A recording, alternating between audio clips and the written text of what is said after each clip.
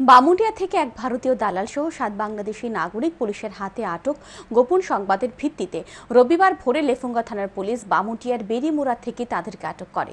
ধৃত বাংলাদেশি নাগরিকরা হলো মোহাম্মদ আব্দুল মুজিবুর রহমান, শাহলাল আলী, সাহিহাত আলী, রুবেল ইসলাম, হাসমত আলী ও আব্দুল রহমান। তারা সকলেই বাংলাদেশের চাঁপাইয়ের নবাবগঞ্জের বাসিন্দা। তাদের সাথে আটক করা হয় ভারতীয় দালাল জীবন বৈশ্যকে।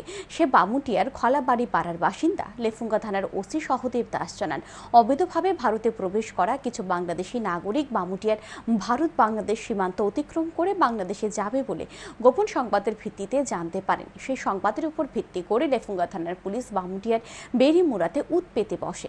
ভারতীয় দালাল জীবন বৈশ্যের সহযোগিতায় 7 বাংলাদেশি নাগরিক অটোতে করে ভারত বাংলাদেশ সীমান্ত যাওয়ার পর পুলিশ তাদেরকে আটক করে।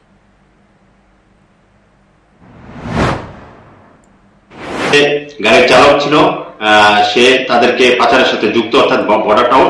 তখন তাকে আমরা ডিটেন করি এবং টোটাল 8 জন, বাংলাদেশি 7 জন এবং ইন্ডিয়ান যে একজন বর্ডার টাউন, টোটাল 8 জন, তাদেরকে আমরা ডিটেন করে লেফুঙ্গা থানাতে নিয়ে আসি।